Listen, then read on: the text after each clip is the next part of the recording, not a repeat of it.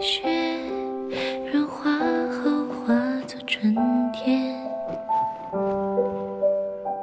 夏天应该不会遥远，秋天的风筝伴随落叶，冬天我单薄的鞋。我走了。等待可以比想象是的，好久没走了。我们在季节里拼命地追，今天就是这样，明天会怎么样？只能想象我们成长未来模样。每当风吹过窗帘上，我闻到了悸动的香，那些未开口的话，究竟要什么样的速度追赶你的步伐？我看着一画一迟暮是迟暮，宋小小是宋小小，我的男朋友是宋小小，不是迟暮，有什么好难过的？我一点都不难过，好开心啊！终于要离开这个魔窟了。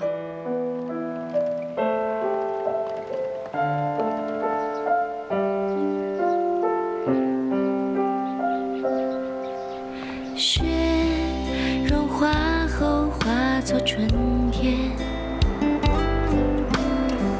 夏天应该不会遥远，秋天的风筝伴随落叶。我送你吧。不用你送，冬天我单薄的鞋。既然你选择了郑宝珠，你就是郑宝珠的男朋友。你是我什么人？我不用你管，你又不是宋小小。哎，我们在季节里拼命地追，今天就是这样，明天会怎么样？只能想象我们成长未来模样。每当风吹过窗帘上，我闻到了悸动的香，那些未开口的话，究竟要什么样的速度追赶你的步伐？我看着一花一片片落下，回来吧。停车，我要下车。在这儿。对，就是这儿。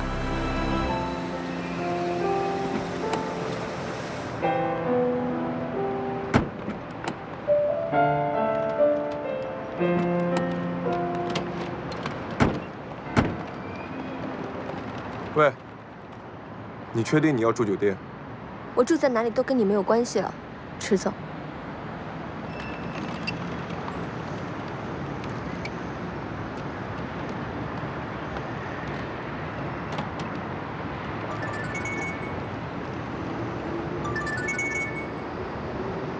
喂？什么？等我，马上回去。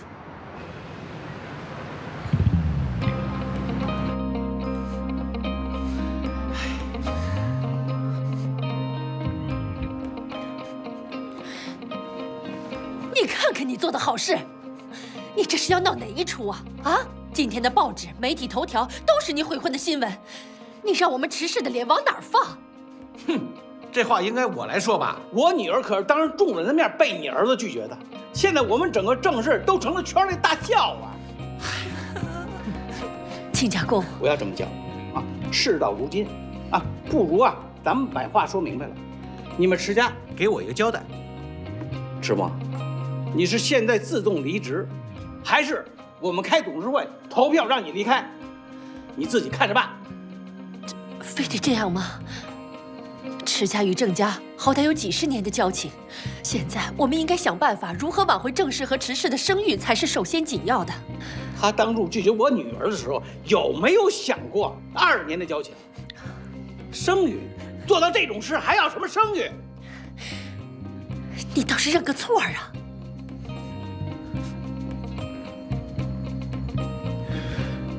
郑伯父，对不起。宝珠，对不起。妈，我自己做的事情我自己会负责。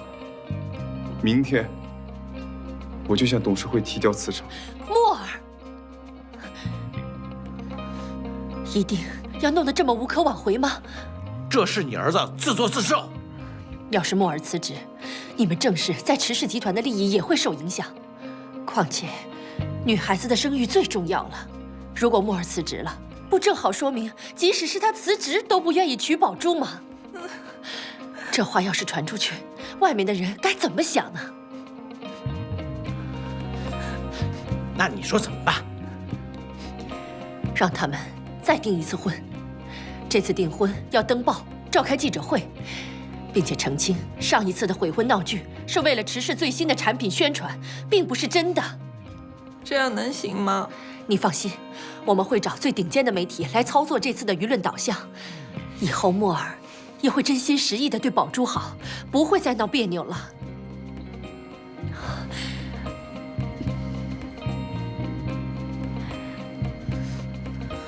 看在我过世的丈夫的份上，你就原谅墨儿这一回吧。妈，你爸，好吧，一切看在你们诚意。如果你们诚意不够，那我随时都让池墨滚出池氏。我说到做到。宝珠，我们走。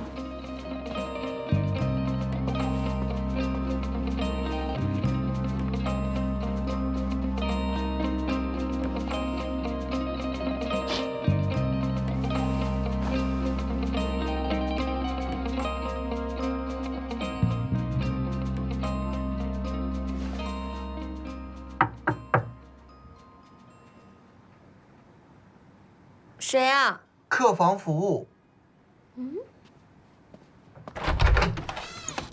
韩毅，怎么是你？我不想见到你，你走吧。孙美，你听我解释啊！你没事吧？手一定是骨折了，一点知觉都没有了。谁让你自己把手伸下来，又不是故意的。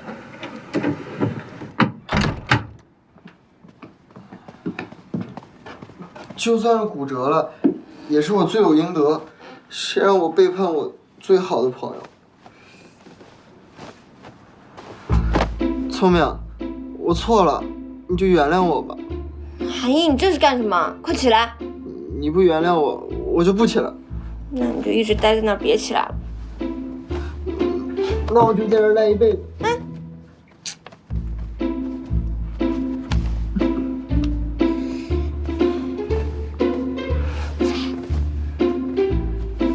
聪明，你要是生我气，打我、骂我都行，你别不理我呀。你现在说什么都没有用了，我们两个已经有劲了。但我那也是一时糊涂，被金钱迷惑了双眼。但是我事后想清楚了，我觉得我们的友情比金钱更重要。友情？你这种人还知道什么是友情啊？我当然知道，这些年一起风风雨雨，你是我最好的哥们儿，我也是你最好的闺蜜。难道就因为这么一个错误，就要扼杀掉我们之间的友情吗？扼杀了我们两个之间友情的人是你。对，这件事情全部都怪我，我不该和郑宝珠一起来骗你。我赚的郑宝珠的那些黑心钱，已经全部都还给他了。聪明，你就原谅我吧。你先走吧，我想一个人静一静。我明天给你答案。要不咱回家再想。你的房间我都已经收拾好了。你别动，我可没有说要原谅你。聪明，我真的知道错了，求你只给我一个将功折罪的机会，让我好好照顾你。我发誓，我韩毅以后要是再做对不起你的事情，就天打雷劈，见财化水，穷一辈子。我都发这样的毒誓了，你不会还不原谅我吧，聪明？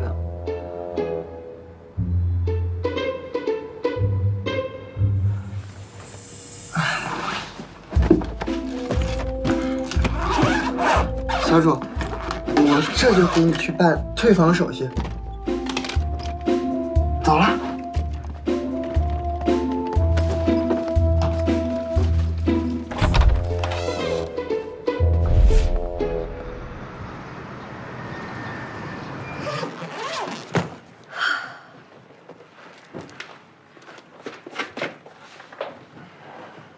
这兜兜转转，最后还是回到这儿。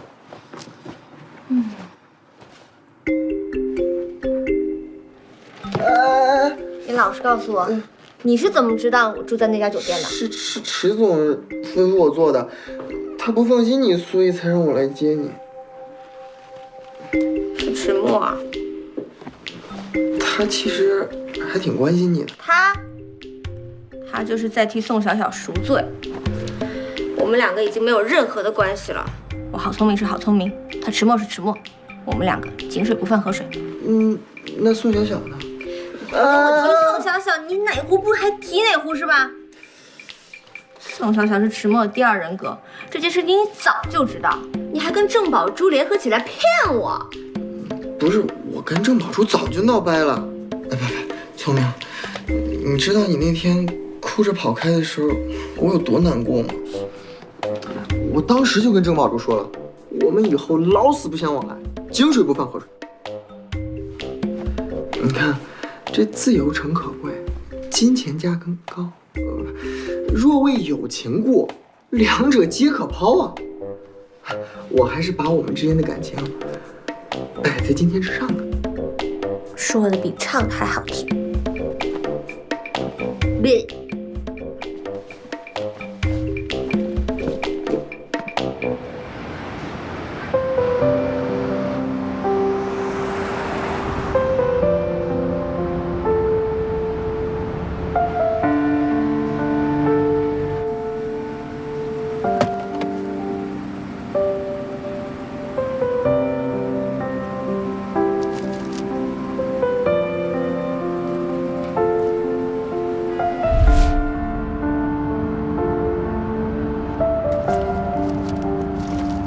吃糖吗？不开心的时候吃颗糖，就会觉得生活都是甜的。不吃我自己吃。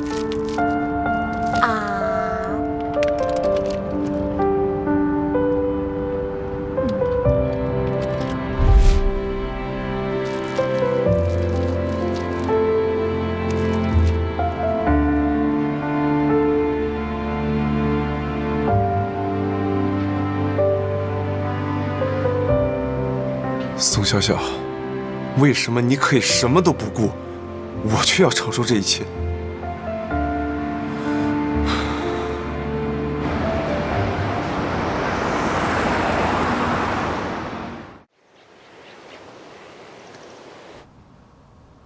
妈，这个是爸爸的遗物，我给拿回来了。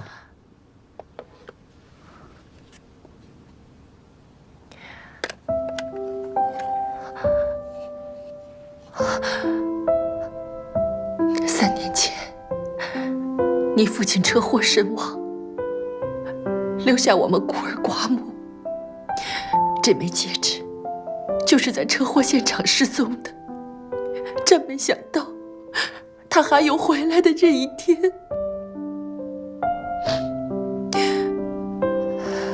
是，好聪明的孩子还回来的。也罢，给他一笔钱作为答谢，千万别亏待了他。你手上的戒指和这枚戒指原本是一对儿，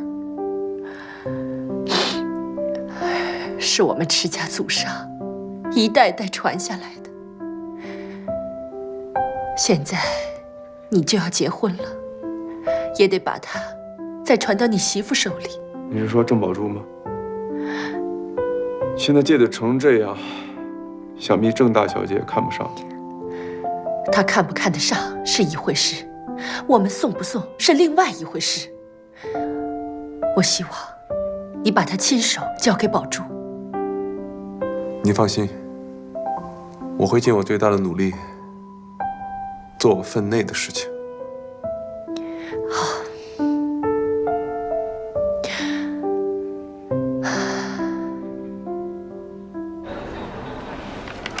真是小看他了，居然能勾搭到迟氏集团的董事长。哎，你们看的是昨天的小报，消息这么不灵通。你看一下今天的声明，迟墨与郑宝珠正式订婚。真的假的？是真的。早上好。嗨，早上好。大家怎么怪怪的？啊？经理。喂，经理。聪明，一会儿跟我去迟氏集团开会。又去迟氏啊？迟氏那边说要亲自过问那个钻石匣的项目。我知道了。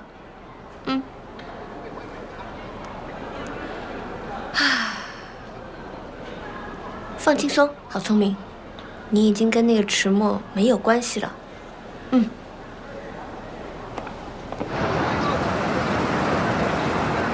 哎，这回你可把那郑小姐得罪的不轻哟。咱这策划案到猴年马月才能通过呀。对不起啊，经理。哎，那不就是那个好聪明吗？长得也就那样。迟总喜欢他哪一点啊？估计就是会装纯。你看他小三都会整这套。哎呦，迟总，幸会幸会。郝小姐，你来了。策划案通过了吗？哎呦，郑大小姐高标准严要求，策划案没通过，我们还得改。把钻石匣拍成网络大电影，我觉得这个创意不错，可以推行。对呀，我们都觉得这个创意太棒了。但是郑小姐觉得这个新产品还得经过市场验证，风险太大。这个策划案交给我，我会跟她说的。还有段经理，以后来我公司注意点形象。哦，你看，迟总还是偏袒他。哎，看来又有的撕了。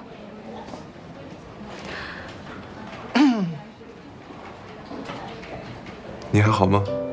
谢谢迟总关心，我很好，好得很。聪明，其实我如果没有别的事情，我们就先走了。走吧，段经理。哎，迟总再见。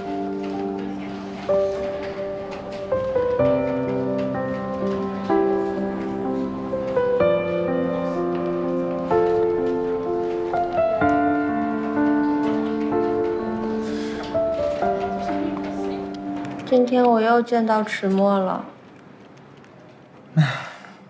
又放不下了吧？每次我见到他，就会忍不住想起小小。明明我跟小小正当谈恋爱，为什么现在外面人都说的我好像小三一样？谁让你们家迟墨是个人格分裂症呢？你说这事儿你碰上也离奇，这事说出去谁信呢？振作起来吧，这3条腿的蛤蟆不好找，2条腿的男人可多的是。要不这样，你在我这儿再订个套餐，我一定给你介绍一个更靠谱的男人。忘记宋小小。你的套餐，呵呵，敬谢不敏。最近我这生意也不好做。你说因为你郑宝珠那个大客户，我也给丢掉了。你缺男人，哥们儿缺生意，咱们互惠互利一下。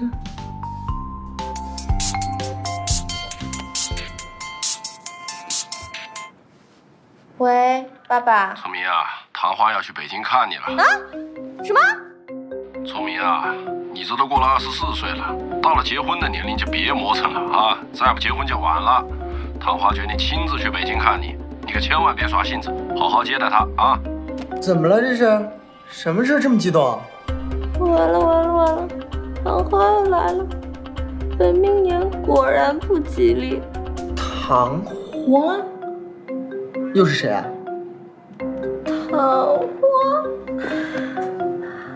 唐唐花他是我们老村长家的胖儿子，是我们村珍珠养殖场唯一的少东家。他也是我好聪明的青梅竹马，是我幸福自由生活的终结者。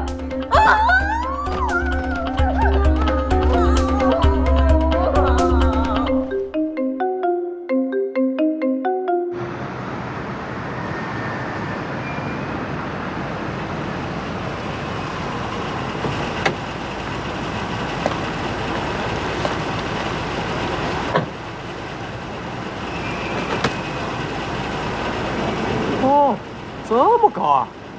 洋气洋气。唐花，老家村里村长家的胖儿子，跟我借了娃娃镜的傻小子，除了钱，颜值、文化，要啥没啥。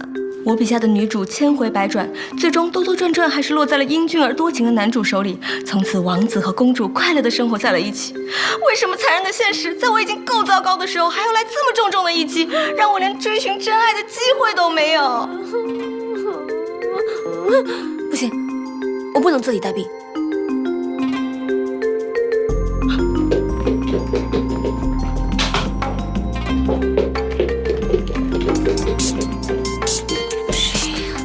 哎，小聪明，你在哪里啊？哎，我的探花嘞！我现在刚到北京。哎，我刚刚才到饭店，这个北京首都太大了吧？这路堵得我差点刚憋不尿啊！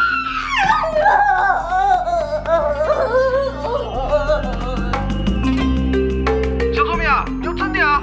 你可千万不要太激动了啊！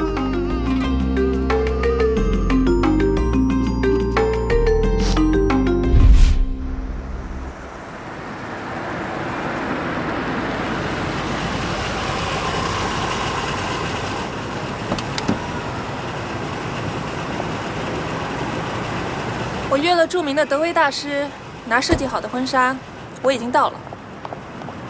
哎，你小心点啊！这些东西都是我从老家带过来的，北京买都买不到。哎，你站住啊！你谁呀？我操！我的头头擦！你管我是谁呢？你把我东西踢坏了就这么走了？什么东西啊？想碰瓷是吧？拿去，破东西！我辛辛苦苦从老家带来这些瓶瓶罐罐，我容易吗？我就是想给我媳妇尝尝家乡的味道。你把我东西踢坏了，你总得给我个交代吧？你胃口还挺大哈！赔你一车都够了，拿去。这不是钱的问题，问题是我从老家带来东西给我媳妇尝鲜，你知不知道？哼，别以为有几个臭钱就了不起，我唐花还真不稀罕你这个钱。那你想怎么样呢？啊？杀人偿命，欠债还钱。你把我东西弄坏了，当然得赔啊！神经病，懒得跟你纠缠。给我站住！干嘛？你大庭广众之下拉拉扯扯算什么？啊！我已经赔你钱，还想怎么样？放开！刚说了，这不是钱的问题。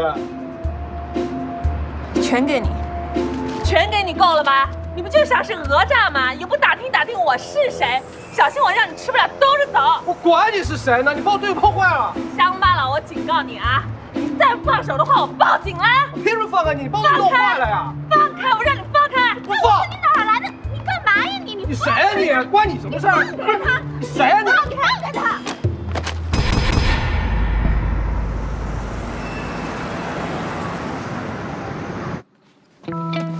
快上来了，上来了！唐花杀到北京来了，不行，我得出去躲2天。韩毅，这2天不管是谁套话问我的行踪，你都不能说。放心，就算是刀架在我脖子上，我也是不会说的。韩老师你好，我被我女朋友甩了，你能帮我分析一下什么原因吗？女人被甩，多半是因为你长得丑；男人被甩，多半是因为你穷。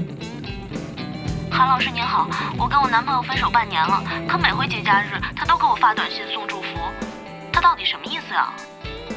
这2个人彻底分了手之后，任何一方在对方生日的时候，每年都发祝福、发短信，以此证明咱们2个虽然分了手，但我还记得你，甚至记得你的生日，这是完全没有必要的狗屎行为。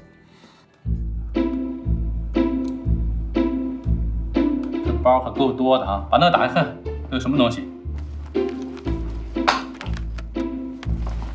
姓名、桃花、年龄。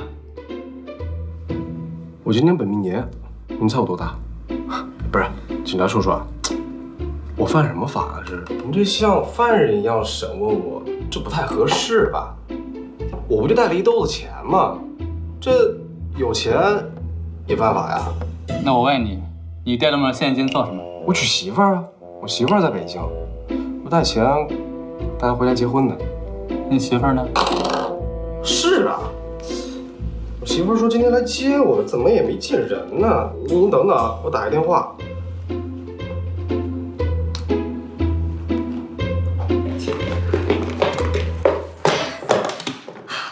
那我走了。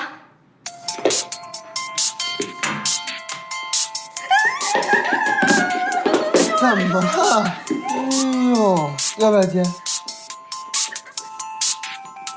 不就是通电话吗？开玩笑。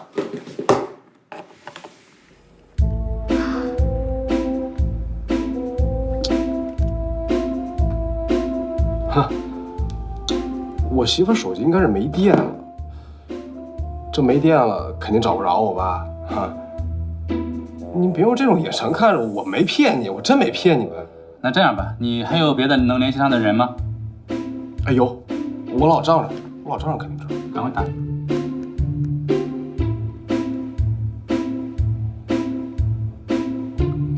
啊喂，好子啊，那我打北京了，我到街边碰到点子问题。哎，张小姐，石墨呢？他还没回来呢。有衣帽间吗？这儿？楼上池墨屋里有一个。拿上去。哎，等会儿，这是怎么了？哪那么多废话？不是，池墨不太喜欢外人随便动他屋子。我是石家未来的女主人，你叫我外人，我看你是不想混了。你们俩跟我来。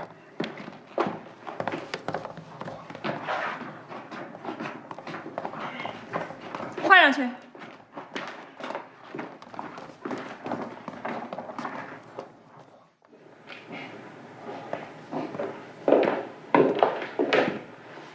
哎，你来了。怎么回事？哦，刚才郑小姐来过了，在你房间里收拾呢。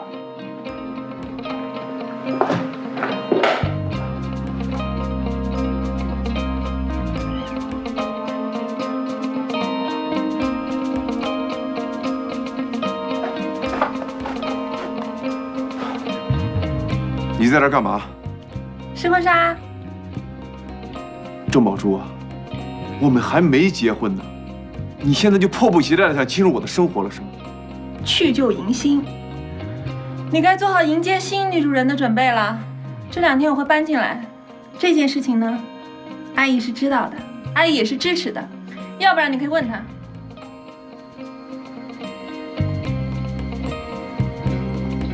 我那只熊呢？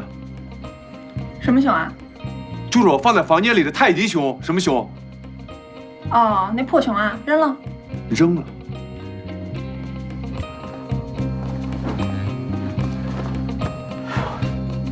郑宝珠，我告诉你，我最讨厌别人随便动我的东西。拿着你这些东西，现在立刻马上滚出我家！你为了这只破熊，你跟我发脾气？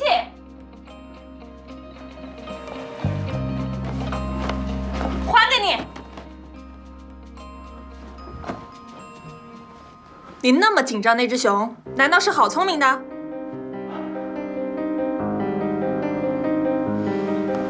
这个女人真是阴魂不散，人走了还把东西放这儿。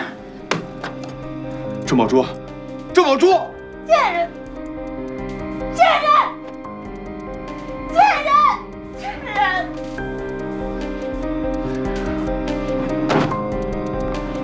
赤墨，你去哪？别回来！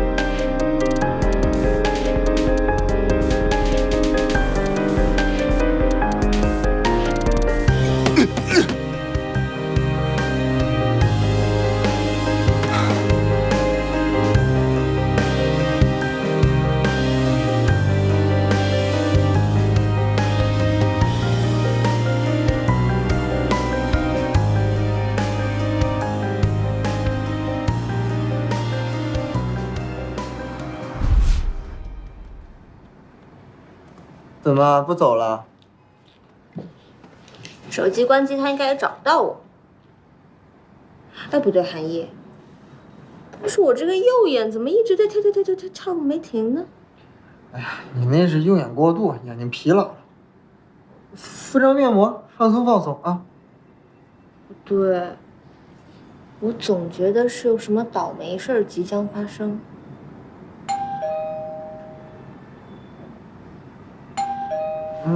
去开门。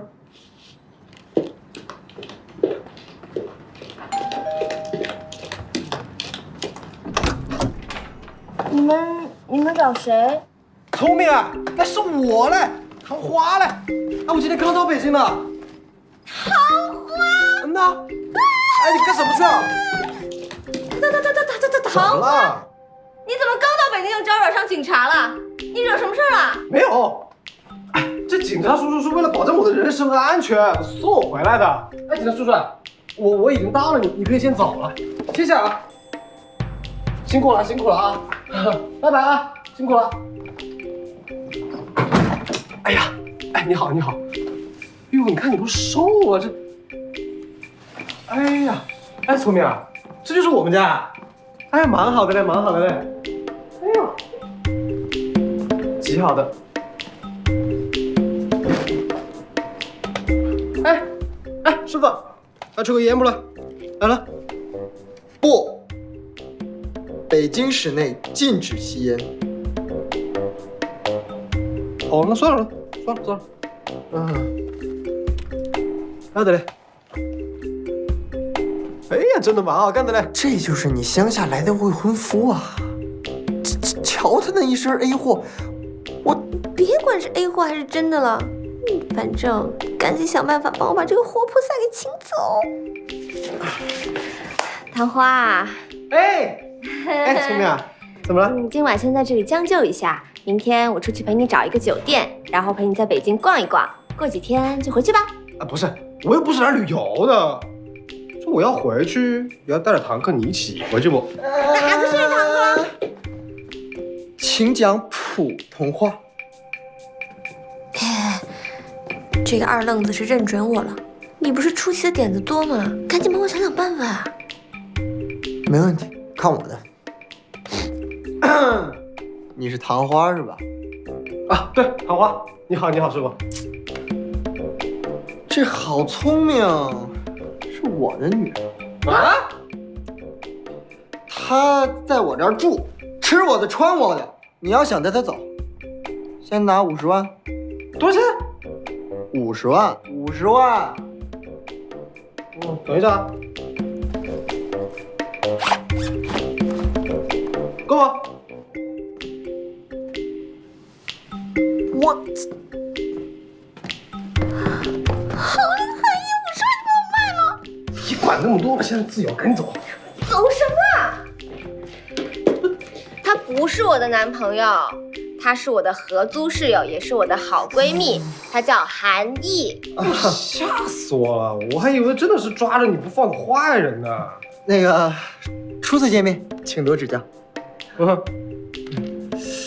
我就说吧，见你第一眼就觉得和你特别有缘。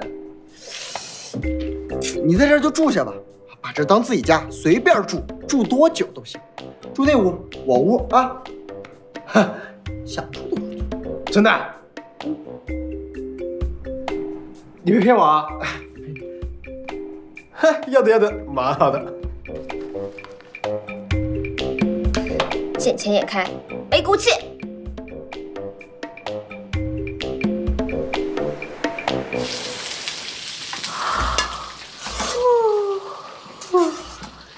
谁打扫得叮叮咣咣的？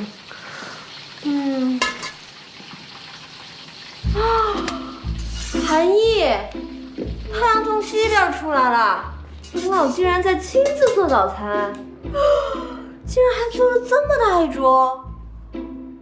你该不会是想毒死我们吧？等会儿，这客人都还没动呢，主人哪有动的道理？快把唐花叫出来！你看，我给她做了一个最正宗的北方早餐。客人，唐花。哦，原来你含义是醉翁之意不在酒啊。那当然，老天保佑，才走了一个大千金，又来了一个土财主，天降财源。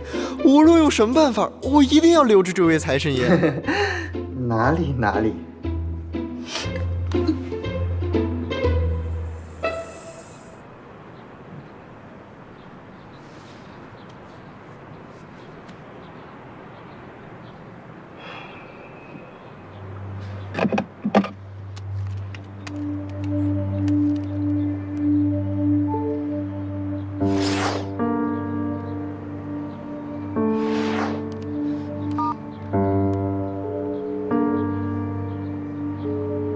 喂，池总，你一晚上没回来，上哪儿去了？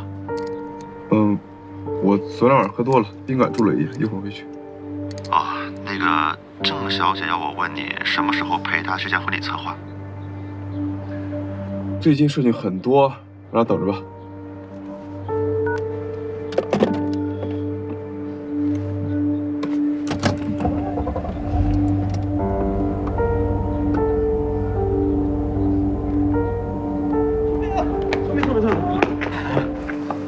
以后啊，这人垃圾这种体力活就交给我们男人来做，女人是用来爱护的，又不是用来干活的。不要在这跟我甜言蜜语的，出去给他。哎，聪明，聪明。这个男人是谁啊？他怎么和聪明在一起？聪明去上班了啊？啊，对啊。啊！别说哥们不帮你，聪明有点嫌弃你，知道吗？我知道啊，这聪明在大城市里面扎根了，我们俩本来就有差距嘛。不过我不怕呀，我会用真心打动他的。哎呀，别跟我提真心，这年头谁还没个真心啊？哎，我问你，你之前追过女孩没？当然没有了，除了聪明，其他女孩我看都不看。那也就是说，你的感情经历是空白。那我再问你。你知道怎么哄女孩吗？不知道。你这下就完了。这聪明要是碰上个又有钱又帅的，估计就跟别人跑了。那我怎么办啊？哎呀，你别急，等我把话说完。我呢是一个感情专家，专门帮人解决感情问题。你只需要在我这儿下一个订单，我保证你能追到聪明。真的？当然了。等一下，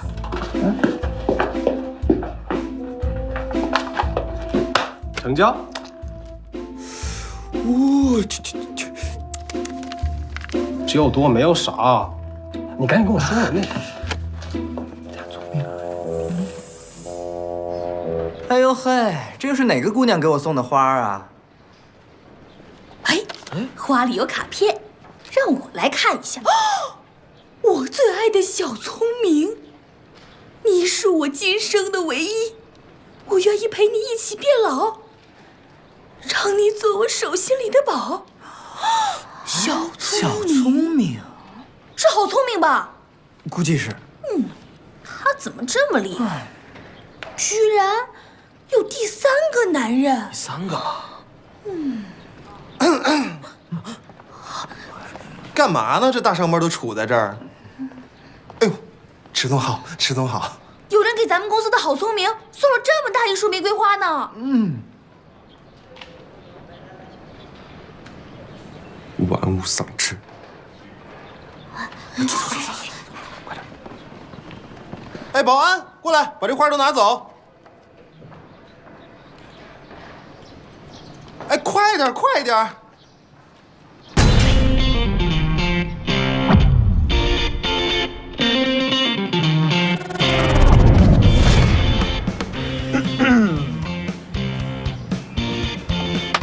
哎，韩老师，这样真的能给聪明惊喜啊？不都跟你说了吗？女孩都一样，都喜欢浪漫。你这么一做，聪明同事看到了肯定都羡慕。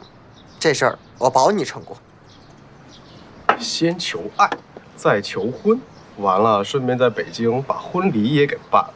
要是聪明不想回老家的话，哎，我们在北京定居也行啊。哎，总之，村民喜欢就行。你放心，我的这套服务一条龙，保质保量，就扔这儿，保你满意。哎，韩老师，他们怎么把我的花给搬出来了呀？对啊，这谁干的呀？谁脑子进水了？放这么大一束花在公司前台，影响公司工作不知道吗？哎！你把我花搬出来干嘛呀？你的花？是啊，拿走，影响我们工作不知道吗？哎，谁呀你？哎，你给我站住！我这花又不是送给你的，我追个妞还影响秩序了？别跟这儿瞎搅和，滚蛋！要不然我直接把花给你扔了啊！你给我扔一试试！别指我！我指你怎么了？我还戳你呢！我戳死！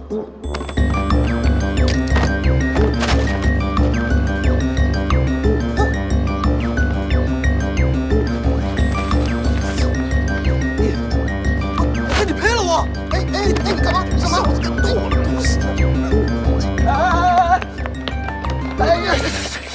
大水出了罗庙啊！这是！哎！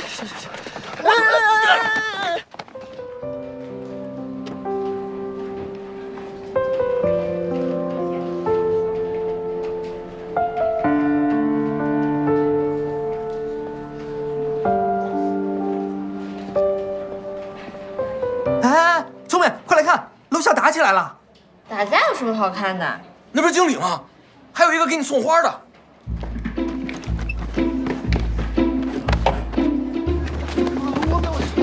走开！你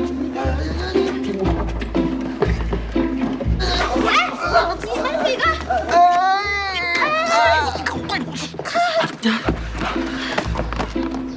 你们两个是不是有病啊？没事来我公司楼下闹什么呀？经理没事吧？没事吧，经理？经理？他是你经理？经理，我是聪明的未婚夫。说什么呢？好啊，好聪明啊！你给我等着！哎呀，别看了，赶紧散了吧！啊，走。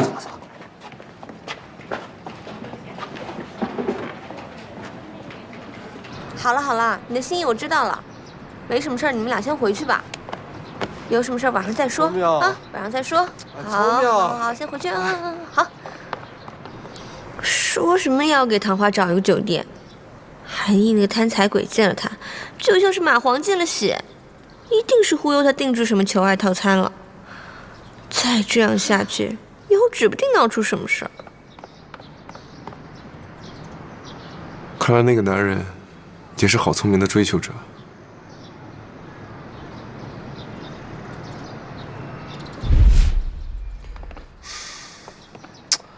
韩老师，送花这办法不顶用啊！唉，不是办法不顶用，是计划赶不上变化。你说谁知道有两个蠢蛋出来搅局呢？那现在怎么办呀？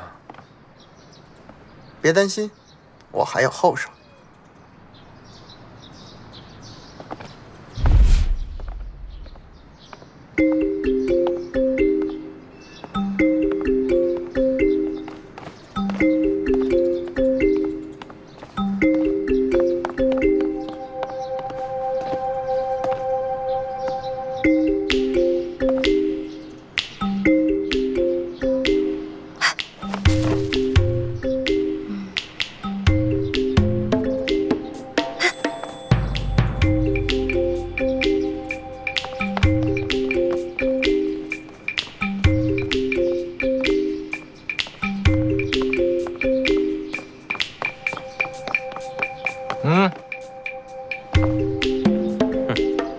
打劫！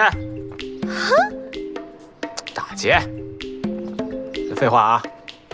钱呢？幸好是打劫。吓我一大跳。幸好是打劫，要钱是吧？除了劫财，咱再劫点色。啊？上！不是吧？飞机场你们要劫，太残忍了吧！我就喜欢飞机场。差不多，赶紧上。现在啊，行，看我英雄救美。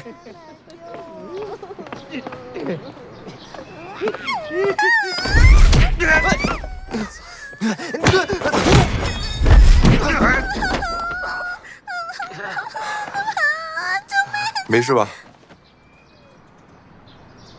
池大爷，你怎么会在这里啊？怎么回事啊？我也不知道。这两个人战斗力也太差了吧！你现在还有心思说这些？如果不是我及时赶到，你的处境是怎么样还不知道呢。哦，但是你为什么会在这里啊？我记得你回家不是走这条路啊。哪来那么多废话？报警吧。哦。哎，我说兄弟，不带你们这么玩的啊！说好了英雄救美，这怎么还换人了呢？不行，得加钱！加钱！你站住！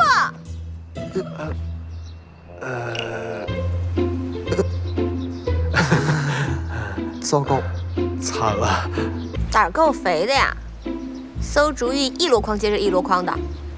韩毅，是不是你出的主意？不是啊，聪明，是我让。没问你，你闭嘴。聪明，我错了，我再也不这样了。抱大腿也没用，回去。聪明，这韩老师是为了帮我才想这办法的，要不是这个人出来，我早就把你给救了。我是看到聪明遇到危险才出手的，事先我不知道你们安排好的。我自己的女人我自己会救，用得着你出手啊？喂，你说她是你的女人？没错，青梅竹马，指腹为婚。你在胡说什么？但是我从来没有听过聪明提起你这样的人。你不知道的事情多了去了，你们俩才认识多久啊？我们俩小时候穿干的裤子就在一块儿了。喂，越说越离谱。你什么人呢？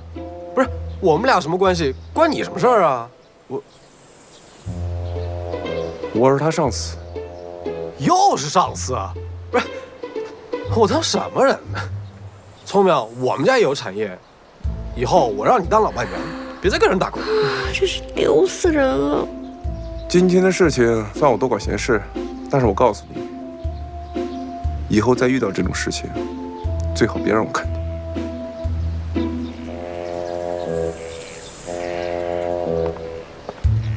嘿，这人脾气还挺大。今天的事儿是我考虑不周，毕竟新项目在试验阶段。这样行不行？我们去 KTV， 一来呢给聪明压压惊，二来呢给唐花接风洗尘，怎么样？行。KTV 肯定又是鸿门宴。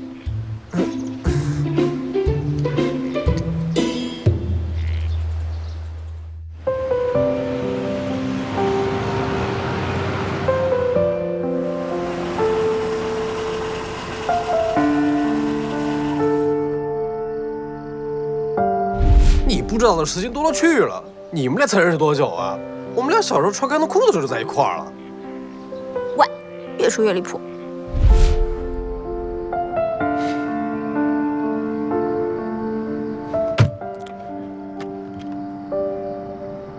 到底是怎么回事啊？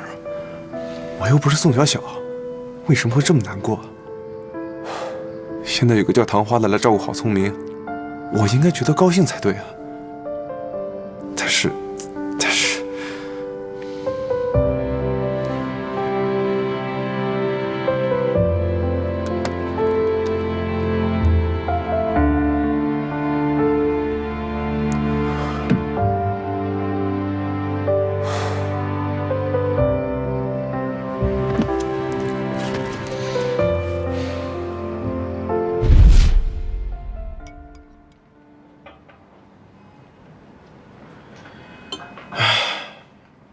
实在是找不到说话的人，所以我来找你。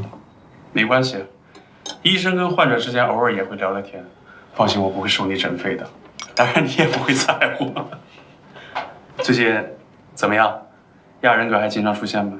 最近还好，他有一段时间没出现了。那就好。有可能你正在逐渐治愈吧。双重人格说不定在慢慢融合当中。双重人格融合？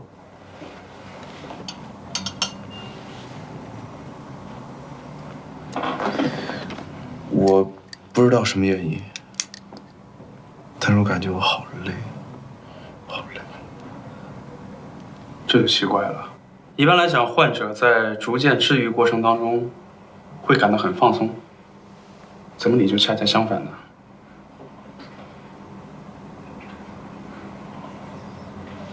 谈恋爱了？说什么呢？没有，可能是现实生活中压力太大，工作压得我喘不过来气。总的来说，人生是有希望的。只要你的亚人格了却了心中牵挂，可能就彻底消失。不过从此以后，你就只能一个人承担所有压力了。你是说，要想让他彻底消失，就要了却他心中的牵挂？大体上如此。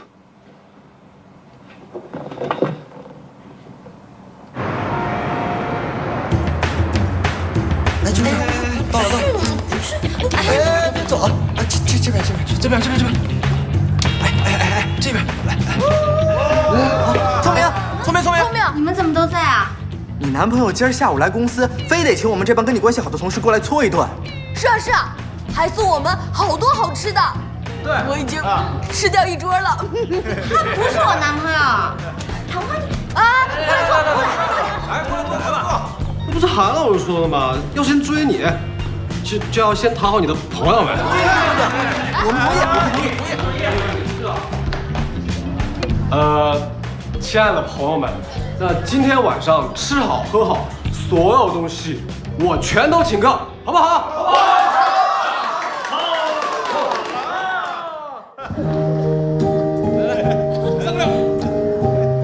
哎，我来，来，我请。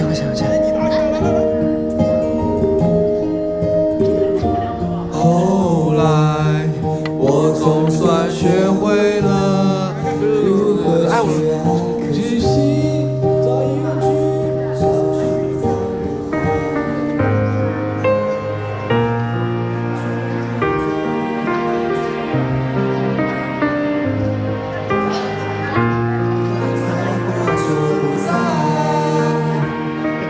没了。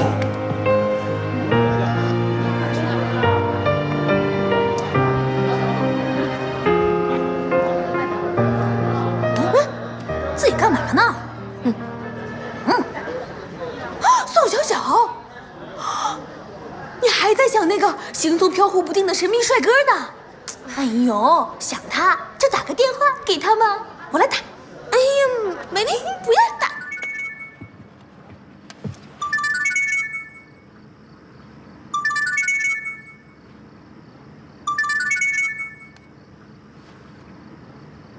喂，宋小小，是宋小小吗？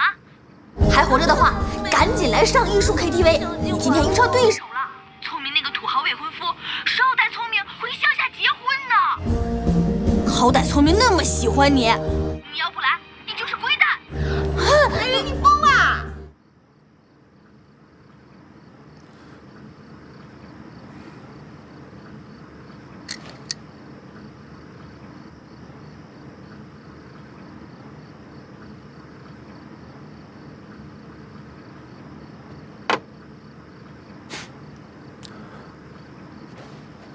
想他就打个电话给他嘛。你看，虽然这个土豪哥哥他也喜欢你，可是我知道，在你心里还是对宋小小念念不忘，对不对？不然这样吧，等咱们唱到这首歌的时候，如果宋小小哥哥还不来，那你就忘了他，转头土豪哥哥的怀抱，怎么样？我的，哎呀，我要唱。他不会来的。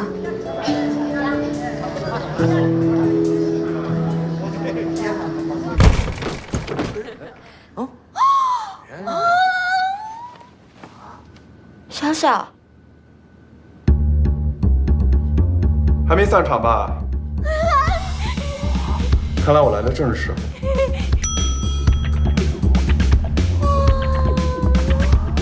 哎，唱什么呢？你们？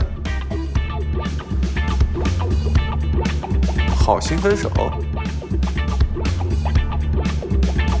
谁点的？什么鬼？换一个。换一个。换一个。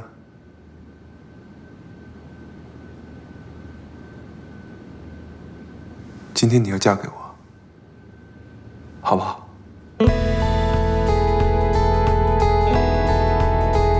小小，真的是你吗？小小，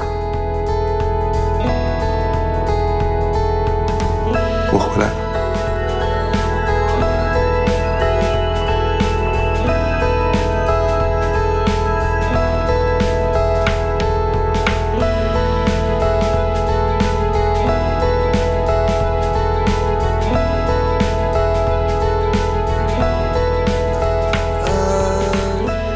那个，今天就到这儿吧。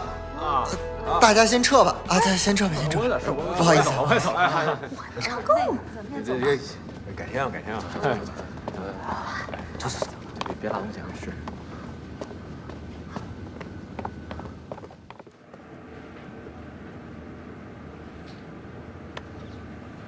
哎，不是，韩老师，这什么情况啊？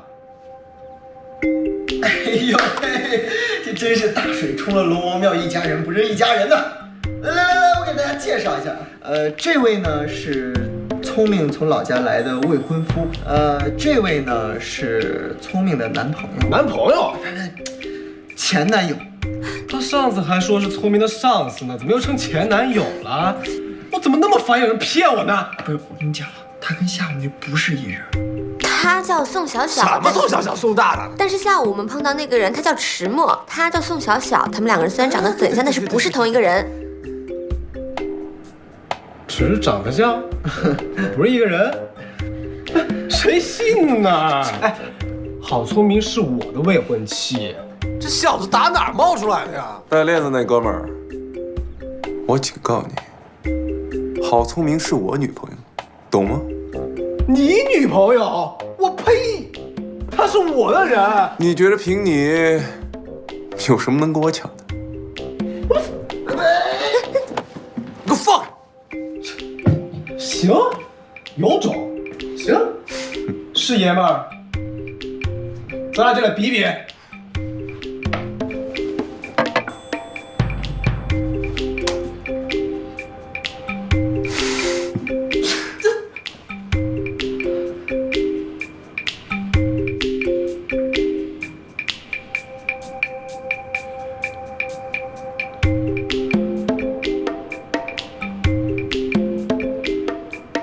首先，咱比经济基础。这个婚姻啊，是建立在，哥们儿，咱比什么也不能跟他比钱啊。为啥呀？比钱多俗，咱胜之不武啊，是不是？也是。那咱比谁更了解聪明？聪明最爱吃的是橘子。背上有块胎记，他还喜欢在被子里面放屁。哎，童话！郝聪明是个爱哭鬼，经常自己看韩剧会嚎啕大哭，但是我觉得很可爱，脑洞很大，不切实际，但是他都会给我很多意外的惊喜。最致命的是，他是个超级大路痴。左转，再右转，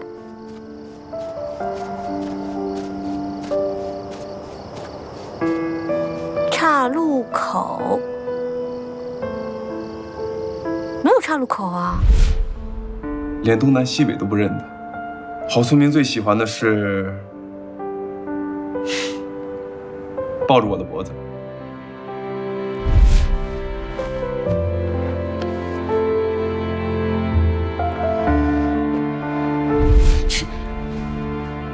小小，最爱的姿势是？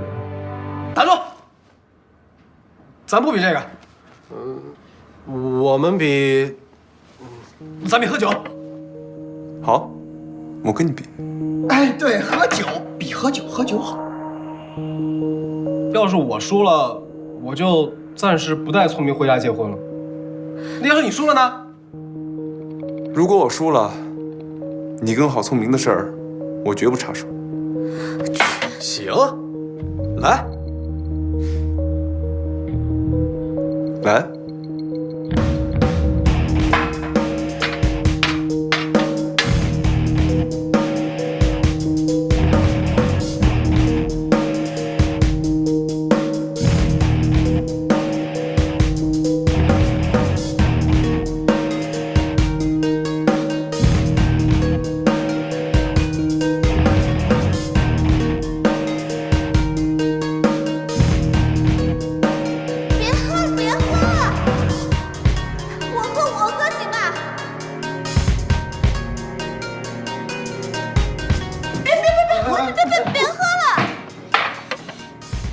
哥们儿，这回怎么样？小小赢了。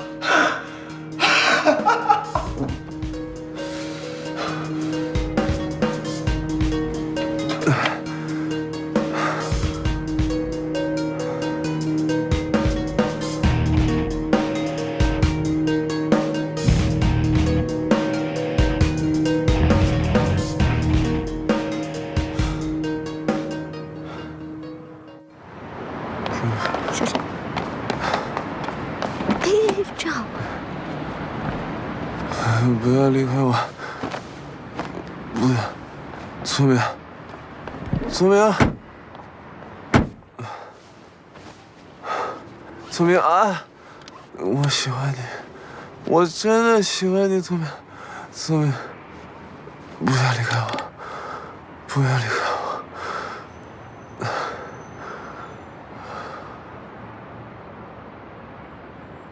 其实我知道你是迟墨，因为你刚刚说的那些，都是我跟迟墨在一起经历的回忆。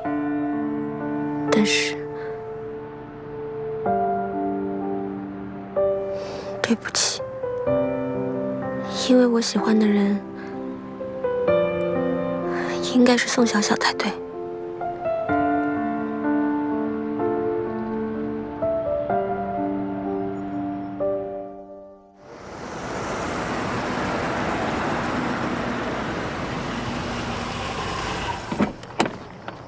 迟墨，来，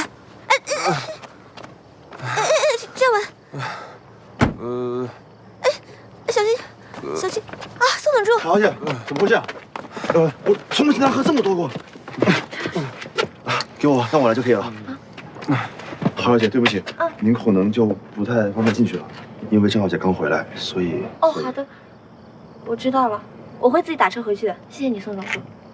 谢谢你，慢走。小心，小心。是迟墨回来了吗？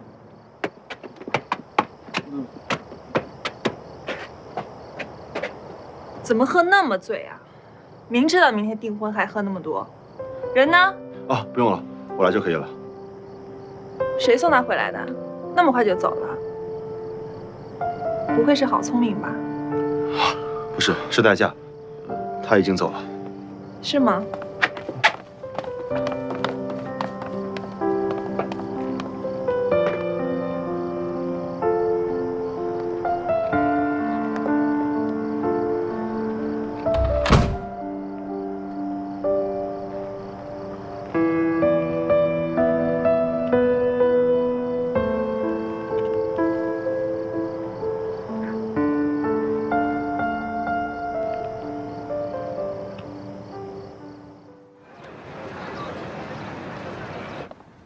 关于3年前我调查那起车祸的事情，现在已经有线索了。就是导致你人格分裂的那场车祸吗？对，我查出幕后黑手就是我身边的人。之前刚刚才经历了悔婚炒作的豪门情侣迟墨和郑宝珠，已于昨日在迟氏的私人庄园内完成真正的订婚仪式。在前一次订婚仪式上，抛弃未婚妻的池氏集团董事长池墨表示，那次的悔婚行为只是为池氏与美克拉美的新产品。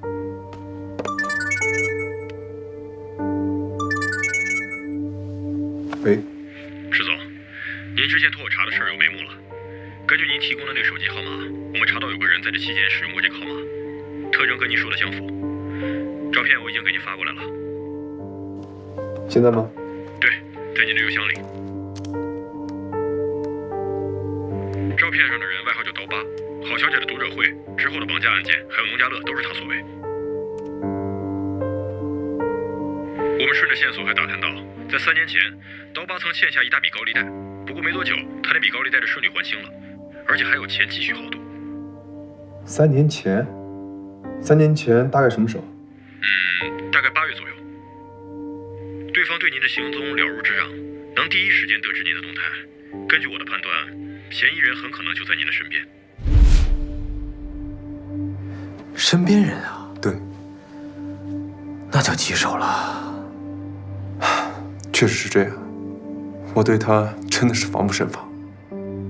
如果被他知道了我有多重人格的事情，如果有人过来旁敲侧击地打听起我的病情的事儿，知道该怎么做？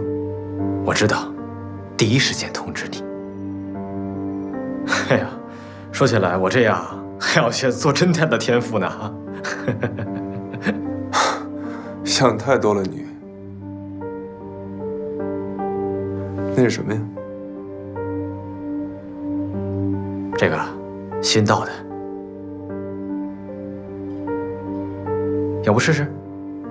算了，微小的电流对于神经元的刺激作用非常明显，说不定会治愈你的多重人格呢。真的？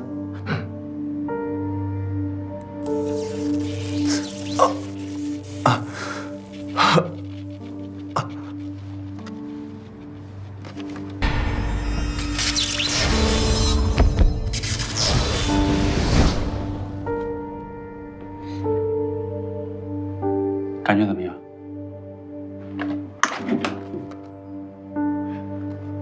好刺激啊！我说吧，哎，但是我怎么会在这儿？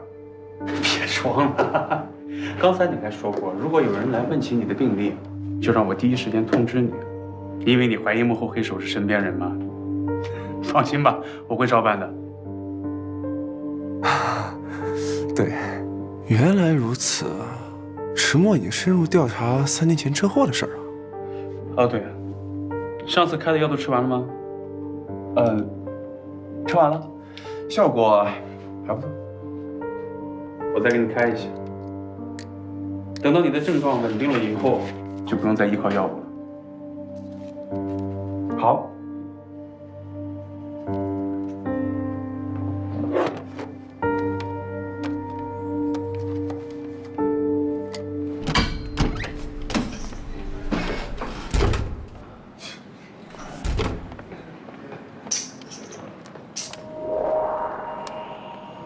石墨，石墨，我是不会放弃这个身体的使用权，懂吗？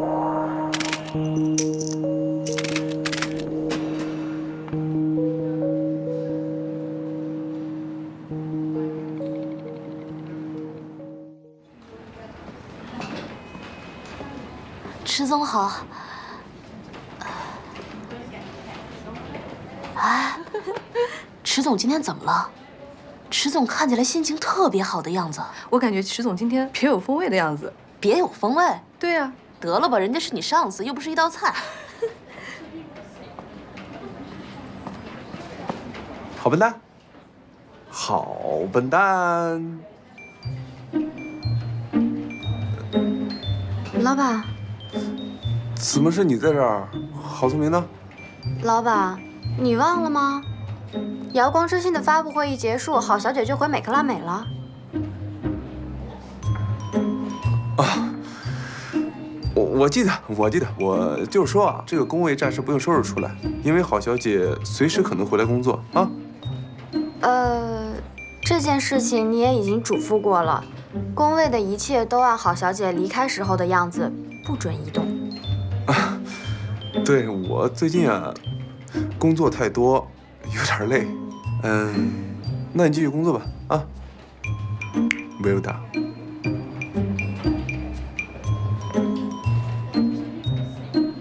老板最近是怎么了？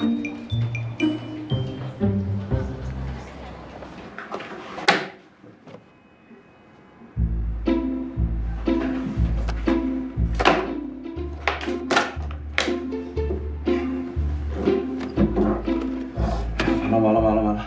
在这儿时间到底发生什么事儿了？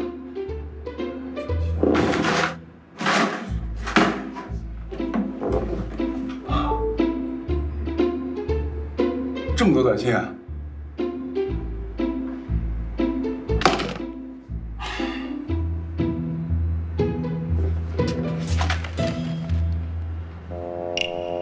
迟墨，你跟郑宝珠订婚了？不是啊，我不是拒绝他了吗？什么时候事儿？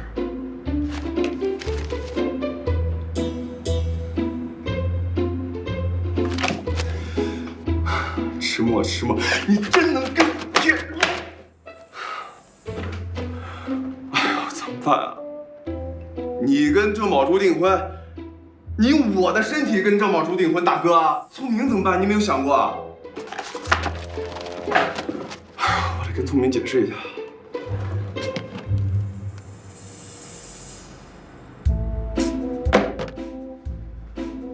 我就是迟墨，迟墨就是我。迟墨，你告诉我怎么跟聪明解释啊？